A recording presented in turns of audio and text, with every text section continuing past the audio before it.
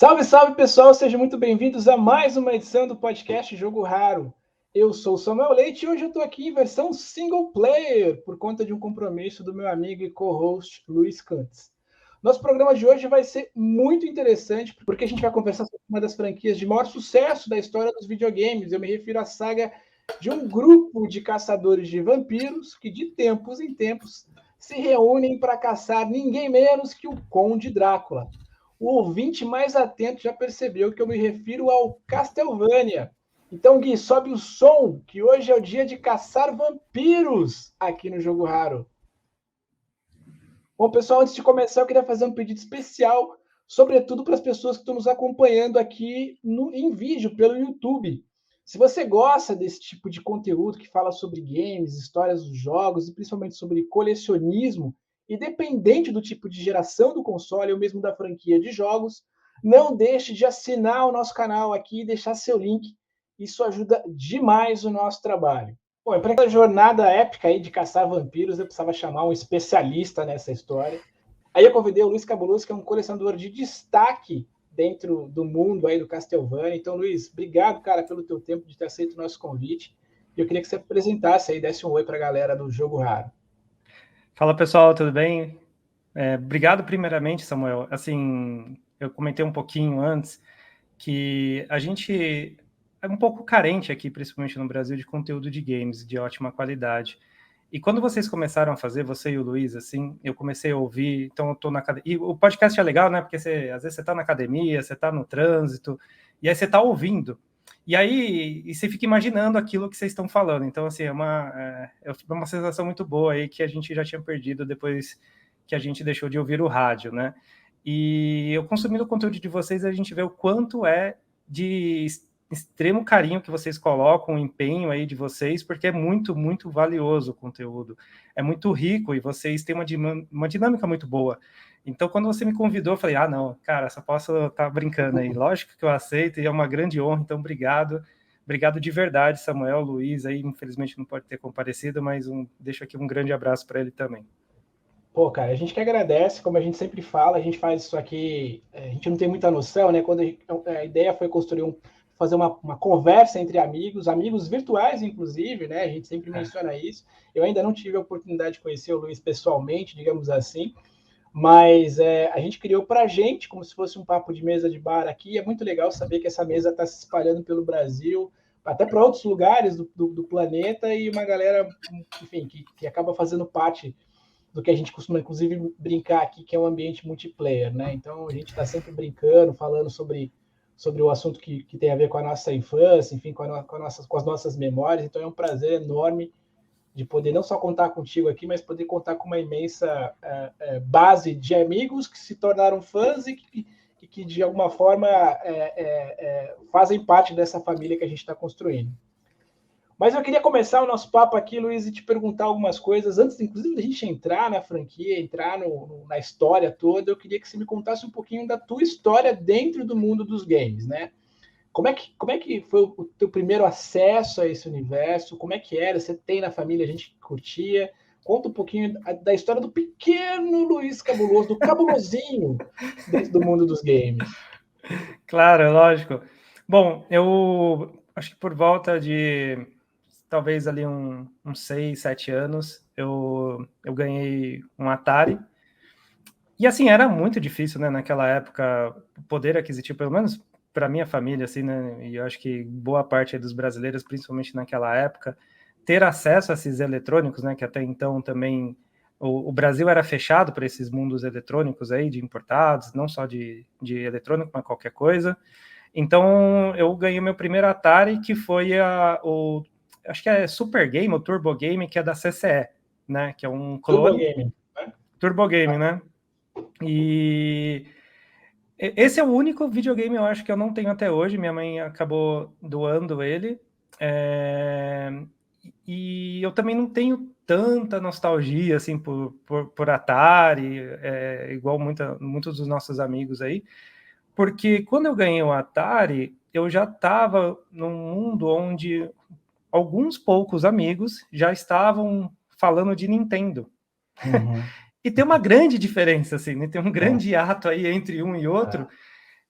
Mas enfim, foi o videogame que meu pai teve condições de me dar naquela época, e sou muito grato e agradecido a ele por todos os esforços aí, assim como qualquer outro pai de família naquela época.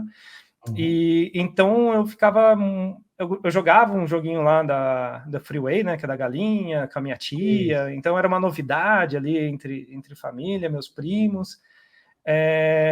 O Pac-Man, né? Tem Uhum. uns adereços aqui no fundo aqui do Pac-Man, que é um grande marco na minha vida. Foi, acho que o primeiro jogo mesmo que eu tive contato. Então foi muito legal. E logo em seguida eu acabava indo na casa de amigos de escola para jogar o Nintendo. E era Uhum. assim, outro mundo, né? É. E eu falava, cara, pô, meu Atari. E aí, com muito sacrifício, mais para frente, acho que uns 2 anos depois, até que não demorou tanto, de tanto insistir ali pro meu pai, né? Tentar tirar boas notas, tentar. Às vezes era comum, né? Pelo menos na minha família, assim, né? Era comum para mim, do tipo, não me dá nada agora de aniversário, deixa para me dar um negócio melhor lá no Natal, né? Tipo, É. passo aniversário, Dia das Crianças e no Natal. E aí foi quando eu ganhei o meu primeiro Nintendo, que foi Legal. o Microgenius, né? Sim. Que também é um japonês, mas era um clone aí do Famicom, do Family Computer, né? Do Famicom. Isso. E de lá para cá, depois do Nintendo, eu peguei o Super Nintendo, e do Super Nintendo foi pro PlayStation, e do PlayStation, aí todos os sabores aí até hoje, e coleciono bastante dos games agora, e depois de velho, eu tive condições de comprar vários dos consoles que eu tive vontade na época e não consegui. É.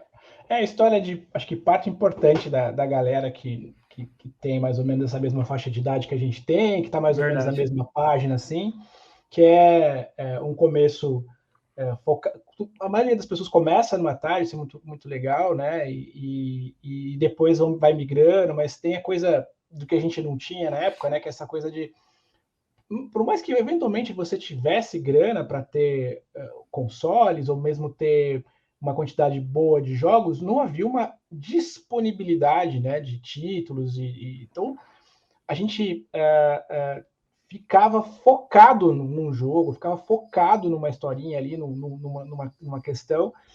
E então essa ideia de zerar, inclusive, vem muito desse momento, né, da gente ter poucas opções na prática, né? Hoje em dia a gente, porra, sei lá, se você pegar a cena de jogos, sobretudo pensando na indie, né, na cena de games indies, é, não é raro você ter, sei lá, 30, 40 lançamentos na semana de títulos, né, para você poder baixar nos ambientes digitais e tudo mais.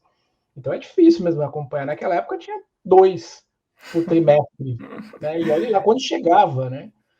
Então era outra realidade. Eu, inclusive, já ouvi um podcast de vocês mesmo, que vocês falam dessa época, né? E é muito, muito. Até uma entrevista do próprio Taliati também aí com vocês. Isso. Então, vocês falando assim, você vê, cara, você fala assim, cara, eu vivi isso, né? Eu vivenciei isso. Tudo bem que eu também talvez era mais novo assim que o Taliati e tal, tudo. E se falava O assim, cara, Taliati mas é eu vivi muito isso. velho. É importante a gente deixar registrado aqui, porque ele é um ancião dos jogos, parece que não, mas já é um senhor de idade, então a gente respeita muito a história dele.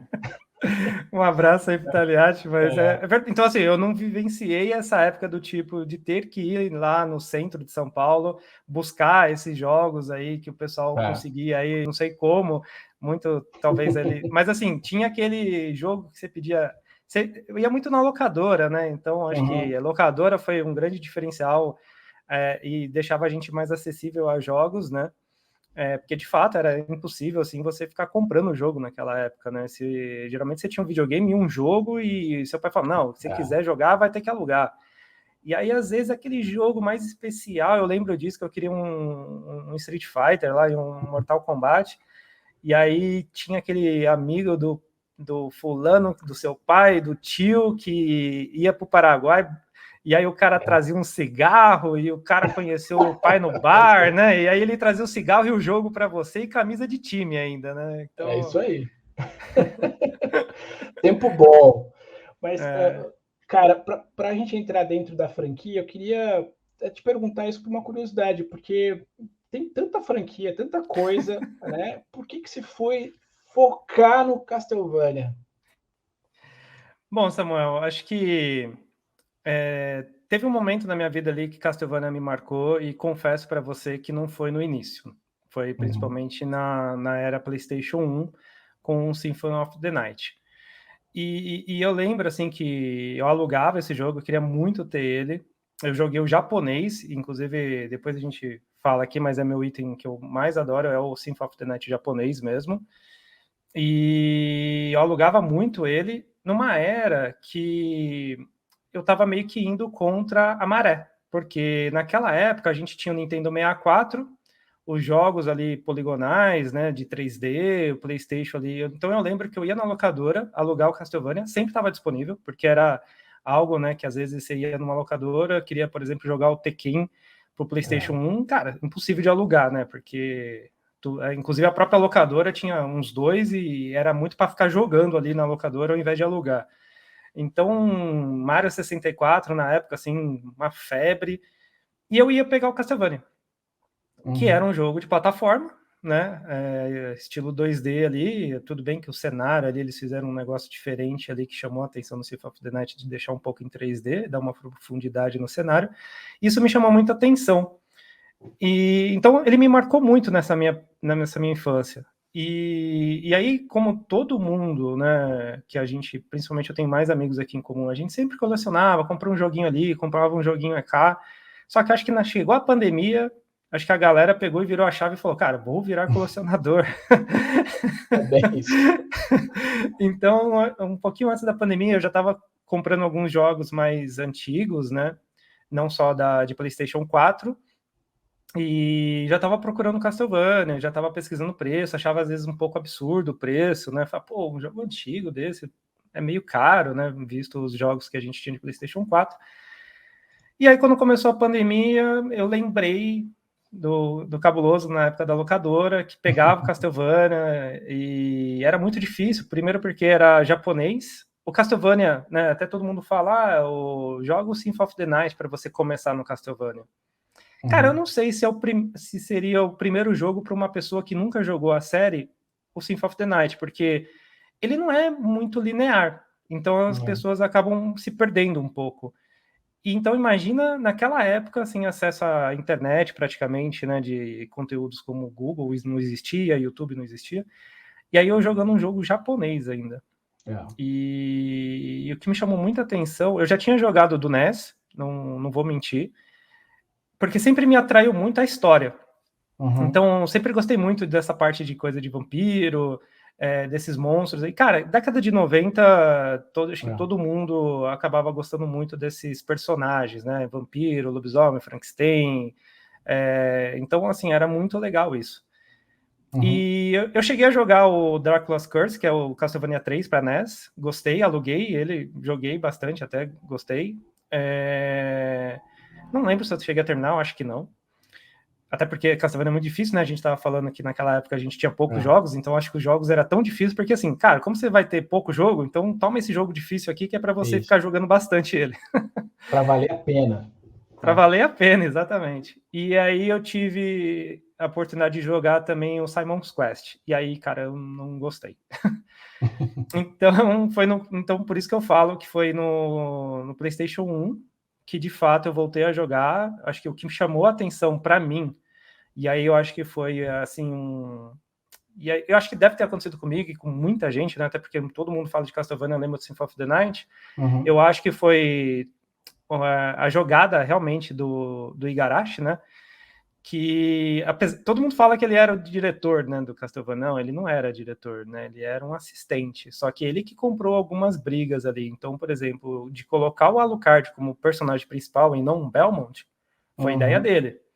Ah, E eu legal. acho que o que me chamou a atenção realmente no Castlevania, e aí por isso que eu lembro muito o japonês que a locadora tinha, né, que era até uma locadora de um amigo, que ele é meu amigo até hoje, não tem mais locadora, mas ele é um grande amigo aí, o Augusto, e que era o encarte, né, o encarte do Castlevania do Symphony of the Night japonês, até se alguém pegar o encarte do japonês e pegar o encarte do americano, assim, o americano parece um joguinho de Atari perto da obra de arte que é as artes que tem É. no japonês. Inclusive, ele veio um encarte, né, grosso, assim, de artes, que aquilo, quando eu vi na locadora, um amigo me mostrou, eu falei, não, cara, preciso jogar isso daqui.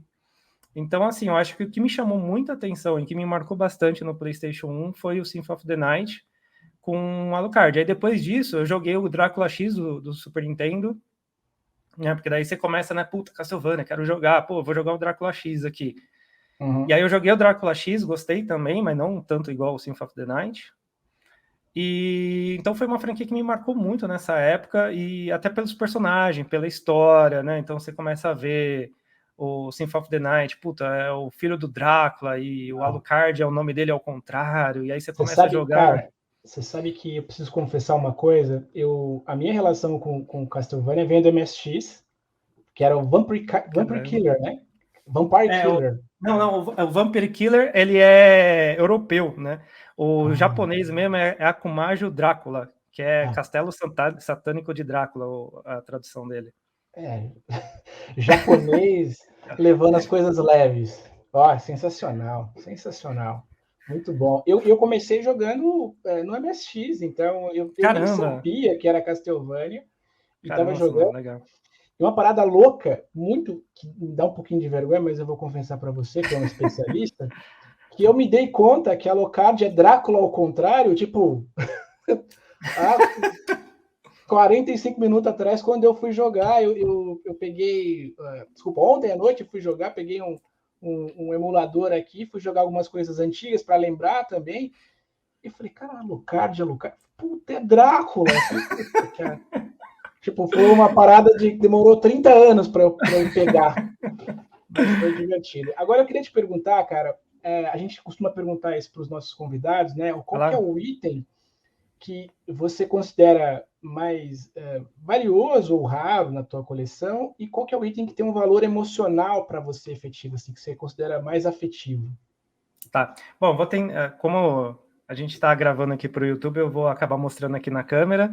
Legal. E para tentar descrever melhor, tá? Bom, então o item que acho que eu já dei um spoiler aí, que eu mais gosto e tenho um carinho especial, que eu fui conseguir isso depois de um tempo.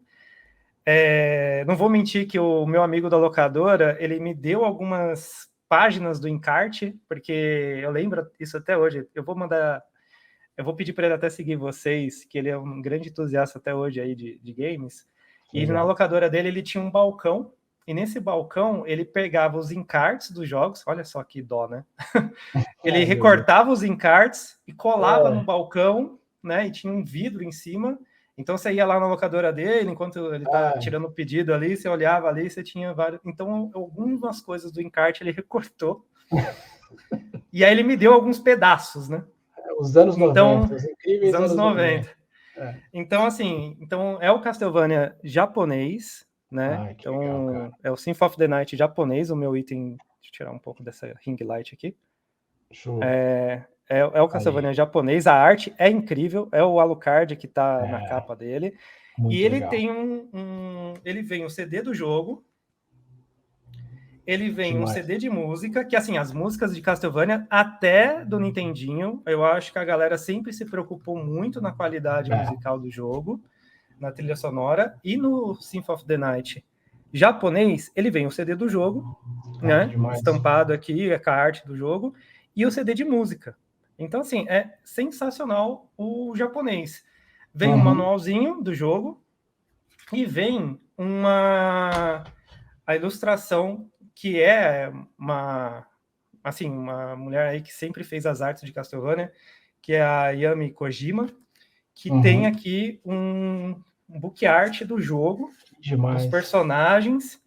Então tem o Shaft aqui, a Socobos, cara, tem o própria arte do Drácula, e assim, eu ficava pirando, né, e eu alugava o jogo, eu falava, cara, empresta para mim o manual e o negócio para eu ficar admirando mesmo, né, então esse é o item de mais valor sentimental para mim, não é um dos mais caros, né, inclusive tem o Castlevania, eu tenho o Castlevania também, até para falar de Symphony of the Night, né, eu tenho o Castlevania americano, eu tenho a versão Greatest Hits do americano, que é aquela lá que tem a faixinha verde.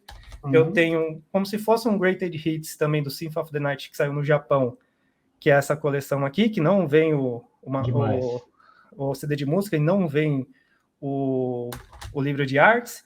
E tenho também do Sega Saturn aí, que foi uma versão aí que tem muito aí que o pessoal muito se fala, é bastante polêmica aí, né?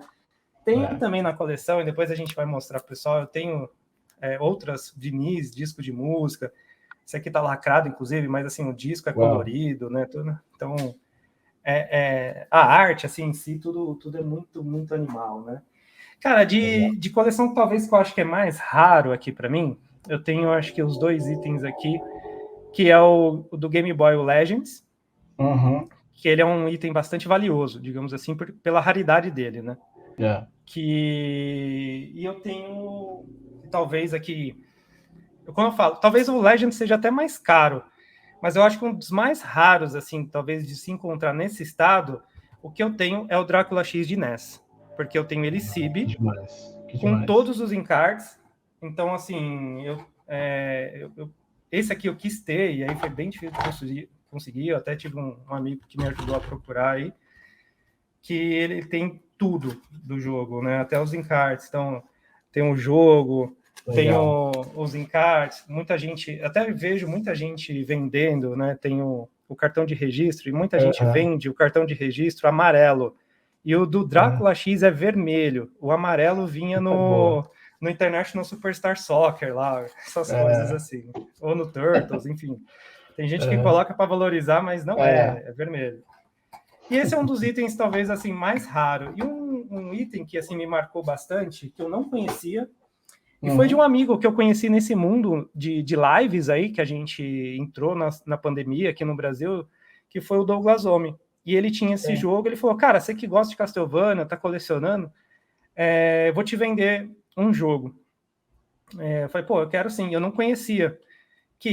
E muita gente não conhece, e os gringos pagam um pau, assim, nisso, porque é o Castlevania Junior.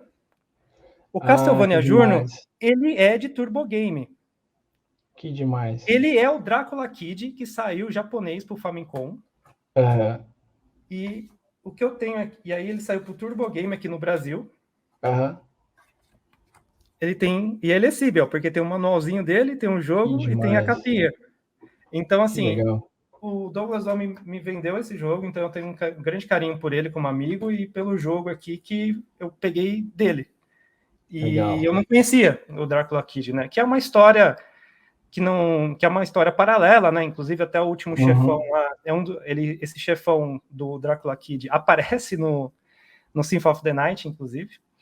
Então, o nome do personagem, né, do Drácula Kid é Alucard.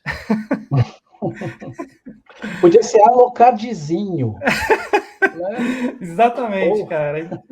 E assim, eu acho que talvez é um pouco o estilo Mega Man, né? Porque ele joga uns foguinhos e tal, né? Então é bem nesse estilo aí, mas é muito legal de jogar no Famicom, no NES, né? Então esses são os meus itens mais de coração aqui.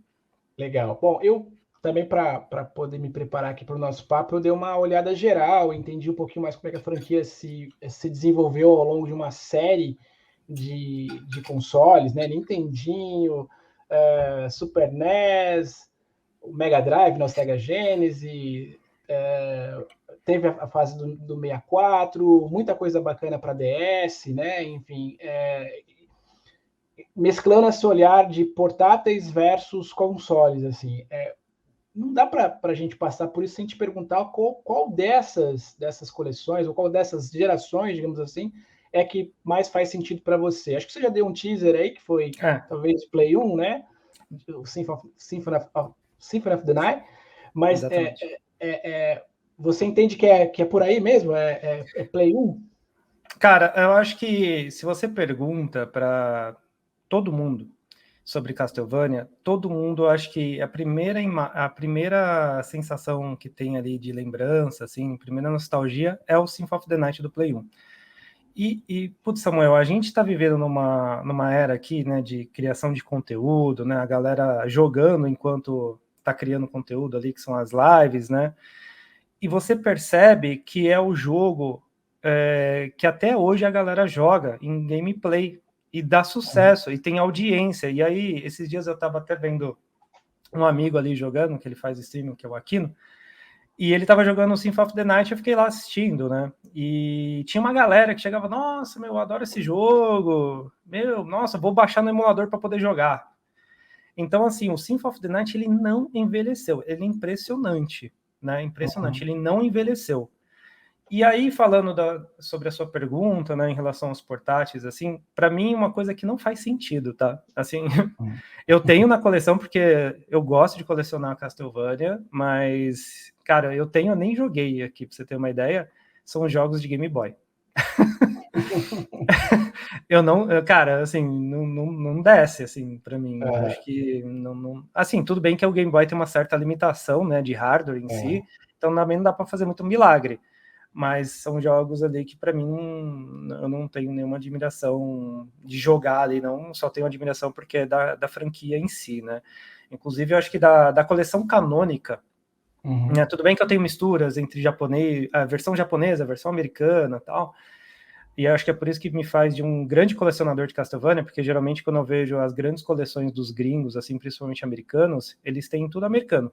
É difícil ele ter itens japoneses. E de Castlevania, talvez os itens mais legais são os japoneses. Já falei do Symphony of the Night. Eu tenho uma versão aqui do Lords of Shadow também, que vem com a Máscara da Morte, apesar que eu acho que esse aqui é europeu.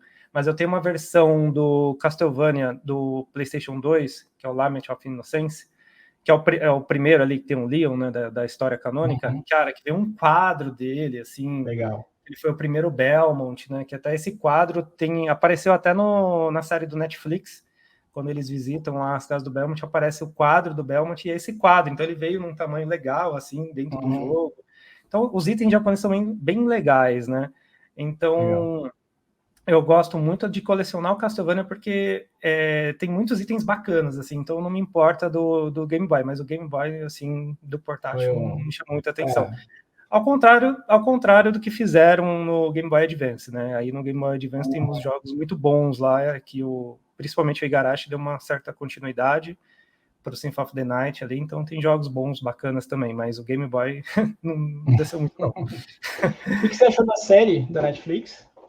Cara, eu gostei bastante, né? Tem um pouco às vezes, divergência da história canônica, mas é bem legal.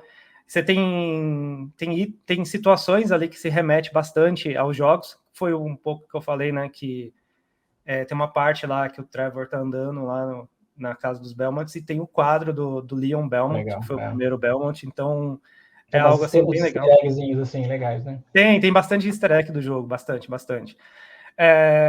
Cara, assim, até a última temporada, assim, cara, da série, para quem não assistiu, assista. Cara, é um animal, assim, apesar de ter umas cenas lá do Alucard meio estranha, né? Digamos assim, que ele... Enfim, ele tem umas cenas, assim, até picantes, né, de personagens. Tem tanto do cena do Alucard, como cenas do Hector lá. Mas, assim, a última temporada é animal. A hora que... É que não sei se ficar contando aqui, porque tem gente que vai querer assistir a série, recomendo também... Né? Mas, assim, tem uma hora que o Trevor, a Saifa tá lá, e aí chegou a Alucard, meu amigo. Então, assim, eu gostei bastante. Eu acho que, como eu já estava também começando a colecionar o Castlevania, quando chegou a série do Netflix, eu falei, cara... Bom, de duas, uma, né? Para quem é investidor sabe. Cara, vai acontecer duas coisas aqui. Bom, o bom é que minha coleção vai... hypar e vai valorizar mais com essa série, porque vai trazer novos fãs para dentro da série, que vai querer conhecer mais os jogos, e aí vai começar a querer conhecer os jogos antigos e vai comprar. E tem aquele cara que já conhece de Castlevania, vai olhar a série e falar, pô, Castlevania ainda existe, deixa eu voltar a jogar, e vai querer comprar. E não deu outra, assim, eu vi itens meus, assim, valorizando horrores, muito porque chegou a pandemia, chegou a série, estava já terminando também a série do Netflix, então deu uma hypada boa aí para quem é investidor de coleção sabe, mas infelizmente Castlevania é uma coisa que eu não vendo. Eu não vou conseguir realizar os lucros, não. Mas assim, a série eu achei bem legal, Samuel, achei demais, assim, de verdade. E também não posso deixar de perguntar o que você achou de Bloodstained, né? Porque tem uma certa polêmica aí, enfim, tem gente enfim, tem muita gente que fala que isso não é Castlevania, não esquece, nem vou comentar, mas está inspirado ali, né, no universo, enfim. O que você achou? Qual que é a tua opinião sobre isso? Cara, Bloodstained é legal, inclusive eu tenho certeza que o Taliati e o Jafinho vai estar ouvindo aqui o podcast, como sempre, vai dar risada, porque você fez essa pergunta. Eu cheguei a comprar o Bloodstained na Player 2, lá do Taliati mesmo. O Curse of the Moon eu comprei, né, na Limited Run mesmo. Tanto o 1 quanto o 2 do Curse of the Moon eu comprei lá. Uhum. Mas o Bloodstained eu comprei no Taliati. E aí eles me zoam até hoje, porque eu comprei outro Bloodstained. Porque um eu queria deixar lacrado, para deixar na coleção aqui de Castlevania, e o outro eu queria jogar muito. Só que até hoje eu também não abri. Eu acabei jogando Bloodstained. Eu acabei jogando Bloodstained no Switch, no Nintendo Switch. E não é tão... E assim, talvez no PlayStation eu até preciso realmente tirar o lacre aqui e jogar, porque o hardware permite talvez aí mais FPS e tal, porque o jogo é lindo, é maravilhoso.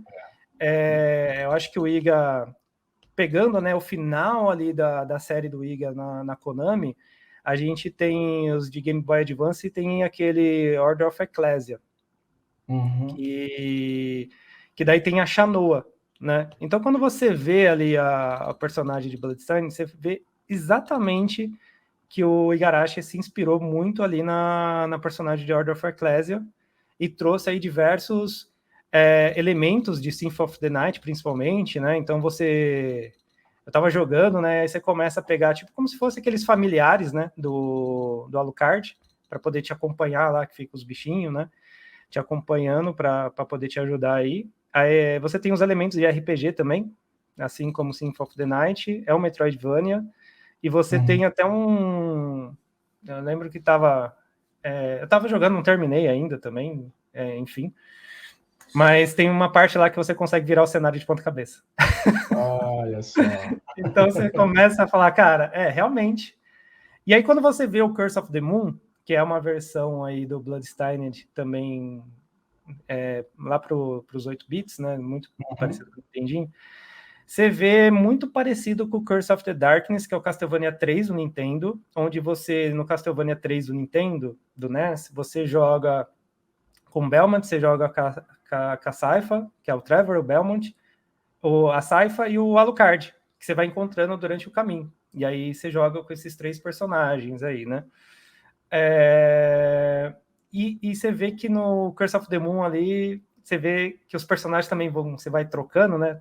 E assim, você vê que cada um tem um chicote, o outro se transforma num vampiro, que inclusive ele se transforma em morcego, a outra ataca uma magia, então você vê assim, cara, bom, o Iga realmente ele quis trazer ali elementos de Castlevania para quem é fã, né? E ele conseguiu. E eu acho que ele teve ali um projeto que ele teve até um crowdfunding ali, né?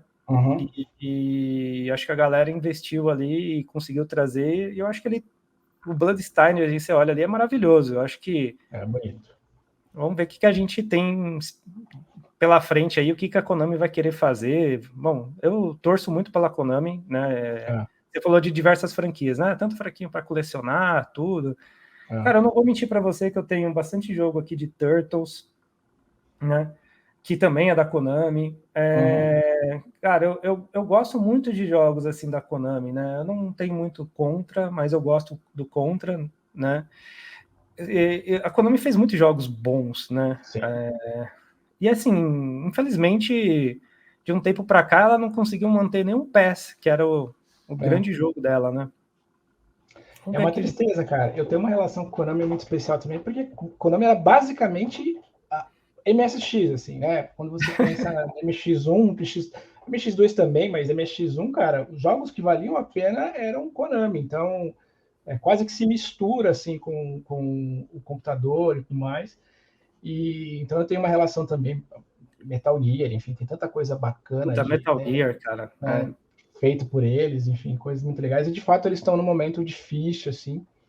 Mas o que você pensa de que deve acontecer com a franquia daqui para frente, né? Como é que, até em razão desse momento da Konami, enfim, você acha que qual que deve ser o futuro? Quer dizer, será que a gente vai ter que esperar realmente 100 anos reais para poder aparecer um O outro Drácula de novo, para Castlevania? ressurgir o Drácula, né? Cara, assim, falando ultimamente, né, o que a Konami acabou fazendo, né, de Castlevania, né, até trazendo algumas curiosidades aí pra galera que escuta a gente, tá vendo a gente aí pelo YouTube também. Então, há um tempinho atrás, eu acho que foi, eu não sei muito bem a história, mas eu acredito que foi a própria Sony, procurou a Konami, e pelos estúdios da PlayStation, com a supervisão da Konami, eles fizeram o Castlevania Riken, que eles pegaram ali o Symphony of the Night, trouxeram a versão do PSP, né? Tem uma versão dentro do Symphony of the Night do PSP ali, que é o Drácula X Chronicles, mas tem ali, você vai pegando dentro do jogo ali uns disquinhos, você pega a versão do Symphony of the Night. Ela é um pouquinho diferente, assim, né? Tem até uma dublagem diferente, não tem aquela questão lá aquela frase típica do Drácula, enfim, isso aí desanimou muita gente, mas ela é um pouquinho diferente. Então trouxeram essa versão, remasterizaram, colocaram toda uma ideia de troféus da PSN também, né? E o legal, e é onde eu realmente joguei e peguei todos os troféus, porque assim, é muito bom o jogo, foi um Round of Blood, que naquela época a gente não teve acesso, né? E eu acho que eu consigo falar a gente, porque se teve algum brasileiro que teve acesso a Round of Blood naquela época, ou morou no Japão, ou tinha parente no Japão e acabou trazendo para cá o PC Engine e jogou, né? Então, de fato, eu não joguei o Round of Blood no PC Engine. Eu fui jogar depois de velho também, porque eu comprei um PC Engine Dual lá, eu comprei com o Gilão, inclusive, da Mr. Games. E aí eu já tinha o jogo e acabei jogando e foi, assim, uma sensação muito boa. Mas aí o Riken acabou trazendo ali o Round of Blood para a gente jogar, e aí eu acabei jogando e gostei muito, super difícil mesmo. E aí você vê que os jogos de Castlevania, até uma curiosidade aí para todo mundo, se você pega jogos, por exemplo, o Simon Quest, né, que é o Castlevania 2, que tem lá pro Nintendinho, você já vê que a versão japonesa é diferente da versão americana. Se você pega Castlevania 4, você vê que é diferente da versão americana. E eu tenho a japonesa e a americana, e às vezes eu coloco um do lado do outro ali para ver, que todo mundo sempre falou, e eu falei, putz, é verdade. Então, assim, se você pegar o Castlevania japonês, ele tem sangue. Até no título ele tem sangue, né? E aí o Akumajo Drácula, que a gente tava falando, acho que é Castelo Satânico de Drácula, o nome do jogo, se fosse traduzir. Quando chegou para os Estados Unidos, o cara falou, mano, eu não vou colocar um nome desse num jogo, né? Para criança. Para criança, né? Eu acho que tinha aquela pegada, né? Porque assim, o Family Computer, você pegar a história da Nintendo, ela estava muito disseminada no Japão. E aí, para eles conseguirem pisar nos Estados Unidos, eles tiveram que fazer o Rob, né? Que é aquele robozinho que vinha com o NES, para eles poderem penetrar nas grandes lojas de brinquedos, porque as lojas de brinquedos falam, não, isso aqui é um aparelho eletrônico, você não vai colocar na minha loja para vender, né? Então, eu acho que nos Estados Unidos, no mercado norte-americano, eles entraram realmente com a pegada de brinquedo. E aí você fala, pô, vai ter um brinquedo que tem um jogo chamado Castelo Satânico de Drácula, né? Então, virou Castlevania. E, bom, ainda bem, porque o Castlevania, né, deveria ser aí a pronúncia, ele é um título mais legal, na minha opinião. Então... Ou Castelo da Vânia, que é o que a gente costuma usar por aqui, né? Muito bom, muito bom. Exatamente. Então, assim, se você pega uma versão e outra, aí no Castlevania, o título que sangrava na versão americana não tem isso. Se você pega algumas coisas da fase, né, tem um negócio de espinho, assim, que tem sangue, que se você passa ali, o espinho desce. No japonês é vermelho essa cor, no americano é verde, como se fosse musgo do castelo, sabe? Então, assim, até cruz, né? Então, tipo, tem a lápide ali do Drácula, no japonês tem uma cruz, no americano não tem, porque o pessoal tava com medo de, tipo, ofender pessoas religiosas. Então, quando você vê o Round of Blood, que não veio só ficou realmente de fato ali no Japão, ele é um jogo ali que naquela época ele não tinha censura.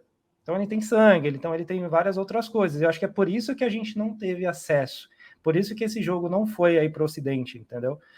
E aí eu comecei a jogar no Riken. Então foi bastante legal aí a Sony com a Konami trazer de volta esses dois clássicos que para mim são os melhores jogos da série. Eu gosto muito do Round of Blood e do Symphony of the Night. E a gente teve a oportunidade de jogar, né? E aí tem como você platinar, aquelas coisas todas aí que a gente tem hoje em dia. Depois disso, teve jogos para mobile, então eles, né, portaram aí o Symphony of the Night também para Android. Eles trouxeram o Grim of Souls também, que é um jogo bem legal aí que está na Apple Store. E, cara, falando da franquia, né, eu acho que eles estão com algumas iniciativas ali meio tímidas, eu não sei o que vai acontecer. Eu acho que o último grande sucesso deles ali talvez foi o Lord of Shadows do PlayStation 3 e do Xbox 360, que não tinha mais o Igarashi, mas eles trouxeram o Kojima para essa franquia aí. E assim, é uma história que não faz parte da história canônica, é uma história realmente paralela, mas é bem legal, tem bem os aspectos do Castlevania. Vendeu muito mais que Symphony of the Night, mas eu acho que não porque o jogo é melhor que Symphony of the Night, mas eu acho que é porque naquela época Symphony of the Night não vendeu tanto porque a gente estava no meio do mundo 3D. Sim. Então era Mario 64, era Tekken, era Resident Evil. Então, assim, ninguém queria jogar um jogo de plataforma, né? Foi um pouco daquilo que eu contei no início do nosso papo. Então, por isso que eu acho que não vendeu tanto Symphony of the Night, e inclusive é um jogo até caro se você quiser comprar ele em mídia física hoje, né? Então, uma das coisas que eu vejo aqui que a Konami está fazendo, só que eu acho que assim, ela não foi muito feliz. Não sei se você já ouviu falar de NFT. Esse é um ponto curioso, né, dos caras estarem entrando nisso também, enfim, mas queria te ouvir nisso. Como é que foi? Como é que está sendo essa jornada aí da Konami flertando com o NFT, enfim. Muita gente diz que é um bate-carteira, né? Estou aqui fazendo... Mas, enfim... Pirâmide, esquema de pirâmide, né? Pirâmide, pois é. Mas, enfim... Cara, é que se eu começar a falar de NFT, eu vou começar a me empolgar, porque, para quem não conhece, eu trabalho na área de tecnologia e essa parte toda aí de criptomoedas, blockchains, essas coisas me fascinam bastante. Mas, só resumindo para a galera, né? O NFT, que é No Fungible Token, né? Que é a tradução literal aí, que é um token não fungível. O que é um token não fungível? Se você pega uma nota de R$100, ela tem um valor, né? Se você pegar duas notas de R$50, ela tem o mesmo valor que a nota de 100. Uhum. Então, por isso que é... E aí o NFT é o seguinte, não, ele tem um valor único, é ele, e não tem outra coisa que se forma que vale ele, ou que se torna ele. Aí você fala, pô, mas um NFT é só uma imagem. Eu posso chegar na internet e clicar com o botão direito e copiar a imagem. Sim, de fato.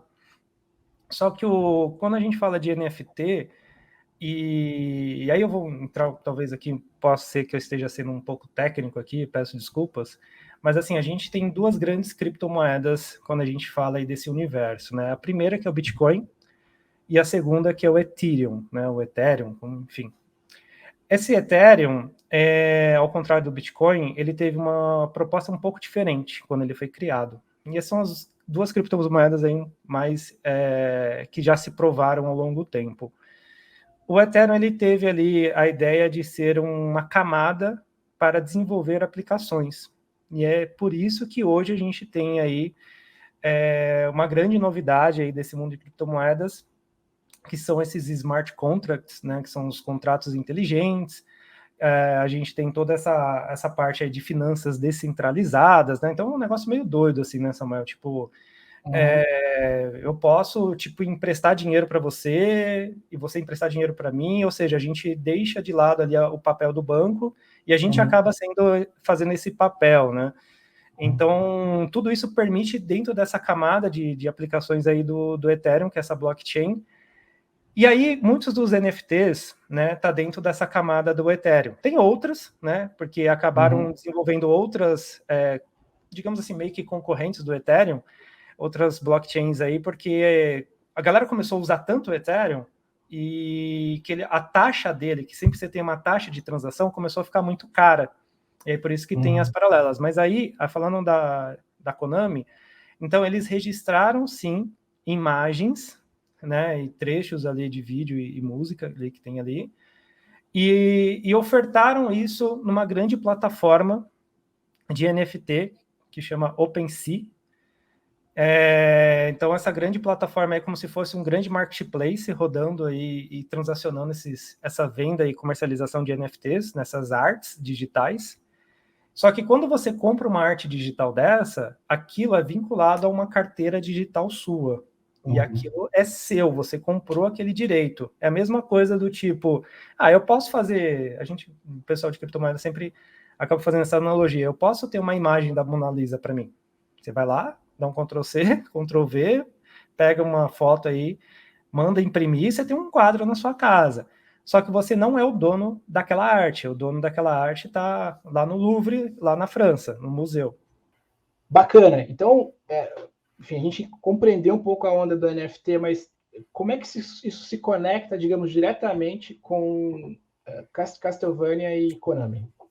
Fechado, Samuel. Então, assim, em janeiro desse ano, a Konami, dentro desse marketplace de NFTs mais famosos aí que eu te coloquei, dentro dessa própria blockchain aí da Ethereum, ela lançou aí algumas imagens, tá?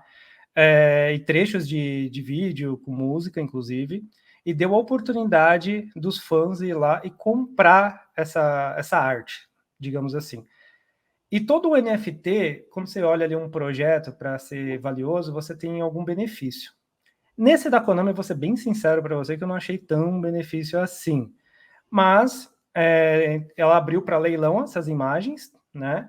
Foi leiloado isso dentro dessa própria plataforma. Eu cheguei a acompanhar algum desses leilões e vi que tava. E aí a média do que fechou ali, a média, não estou falando que é a mais barata, a média foi de 3 moedas de Ethereum, de Ethereum. Que isso, assim, traduzindo, cada Ethereum dá aí mais ou menos uns $3.000. Uau. Então, 3 moedas aí dá quase $10.000, tá? Ou seja, 50 mil reais para você adquirir essa imagem, e o benefício era, se você foi o primeiro a comprar, ou seja, se você foi lá e ganhou o leilão e é o primeiro, porque essas imagens você pode revender depois. Mas se você foi o primeiro, dentro de uma URL específica do site da própria Konami, que tem lá um portal de NFTs deles lá do Castlevania, tem as artes, e dentro desse site ficou o nome da primeira pessoa que comprou a arte. Esse era o benefício. Eu sou muito fã de Castlevania, mas eu não sei se eu pagaria 50 mil reais, né? Até porque é muita grana, nem teria essa grana aí, para poder dar numa arte só para ter o meu nome lá. Então, é muito caro. E assim, não teve outras vantagens aí desse NFT, tá? Eu não sei se eles vão fazer alguma coisa mais adiante, mas assim, eu só falando dessa parte dessa tecnologia, eu acho que muitas empresas aí, eu fico imaginando a Nintendo entrando nesse mundo de tecnologia de blockchains, etc., dando a oportunidade de você comprar uma figura do Mario, tendo um token, né, da própria Nintendo, que você negocia, transaciona dentro do marketplace da Nintendo, e até dentro daquele parque, né, que criou no Japão da Nintendo. Então, imagina você pagar... Cara, seria algo assim, não tenho dúvida que mais para frente talvez eles vão fazer isso. Eu venho acompanhando bastante também essa questão do NFT, e eu vejo quem está fazendo coisas muito legais é o pessoal da NBA. Você pode comprar uma enterrada, você pode comprar... Então, tem umas coisas que estão começando a ser interessantes, assim, né? Como você bem colocou, as contrapartidas estão começando a fazer algum sentido, né? Então... até própria essa questão do NBA, muito antigamente, até se a gente vê em filme, inclusive, né, os próprios americanos colecionavam muito aqueles cards de NBA e valem bastante, né? Então agora está trazendo para o mundo digital essa nostalgia de colecionar cartões. Essa memorável, ela é muito forte nos Estados Unidos, né? Você compra os cardzinhos de beisebol, tem cardzinho de beisebol que vale verdade. $500 milhão, uma carta fotografada por um cara, enfim. Mas nesse mundo de NFTs, por exemplo, tem aquele Bored Apes, que é aqueles fotos de macaco. Isso. Cara, assim, quando o Neymar comprou, eu falei, cara, eu vou comprar porque esse negócio vai hypar. Aí eu fui ver o preço.